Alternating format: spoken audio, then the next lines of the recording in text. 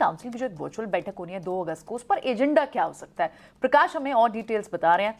बात ऐसी भी हो रही है प्रकाश कि शायद एक फ्रेमवर्क ऑनलाइन गेमिंग को लेकर भी आ सकता है। क्या कुछ एजेंडा पे होगा जो ध्यान रखना होगा इस बैठक के लिए?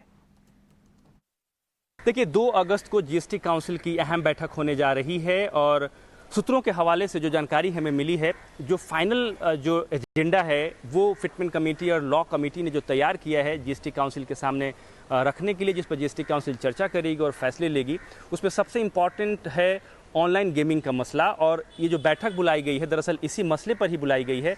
जैसा कि आपको पता है कि जीएसटी काउंसिल ने अपनी पिछली बैठक में ये फैसला किया था कि 28% जीएसटी चार्ज किया जाएगा किसी भी तरह के ऑनलाइन गेमिंग के ऊपर, और वो भी फुल फेस वैल्यू के ऊपर। लेकिन जीएसटी काउंसिल ने इस बात की क्लैरिटी नहीं दी कि आखिर फुल फेस वैल्यू का डिटर्मिनेशन कैसे होगा, इसको कैसे डिटरमाइन किया जाएगा कि 28% जीएसटी चार्ज किया जाए, इसको लेकर क्लैरिटी नहीं है। लिहाजा जीएसटी काउंसिल के सामने ये प्रस्ताव है कि वो एक वाइडर फ्रेमवर्क पर फैसला ले कि आखिर फुल फेस वैल्यू को डिटरमिन कैसे किया जाए। साथ ही साथ एक और इम्पॉर्टेंट मसला है, वो ये है कि ऑनलाइन गेमिंग का डेफिनेशन क्या हो। सूत्र हमें बता रहे हैं कि जीएसटी काउंसिल जो है ऑनलाइन गेमिंग के लिए एक वाइडर डेफिनेशन को मंजूरी दे सकता है, जिसमें ऑनलाइन मनी गेमिंग को शामिल किया जाएगा। अगर प्लेयर जो है किसी भी तरह का डिपॉजिट करता है मनी फॉर्म में या डिजिटल एसेट फॉर्म में, उसको भी ऑनलाइन गेमिंग के कैटेगरी, ऑनलाइन मनी गेमिंग के कैटेगरी में जो है वो डाला जाएगा।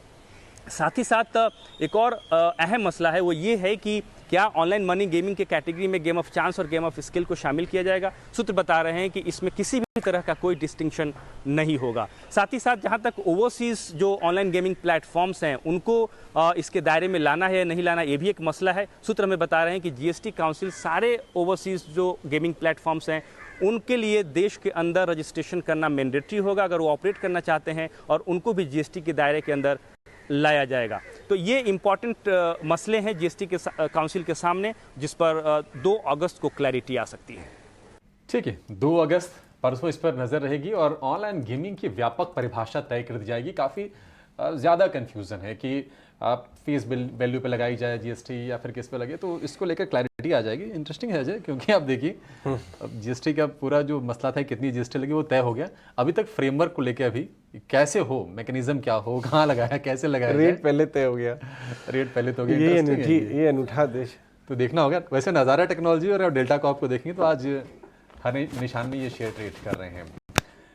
नज़ारा टेक्नोलॉजीज में करीब 2 से 2.5% के आसपास की तेज़ी है, तो ये फोकस में ये रहेंगे शेयर। प्रशांत से जरा व्यू ले लेते हैं।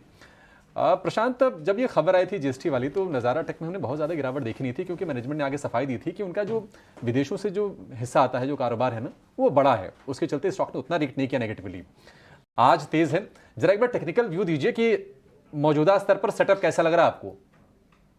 जी, यहाँ पे बहुत क्लियर कट एक रेजिस्टेंस है 710 जो कि अगर हम करंट प्राइस से देखें हार्डली 2.5-3% दूर है।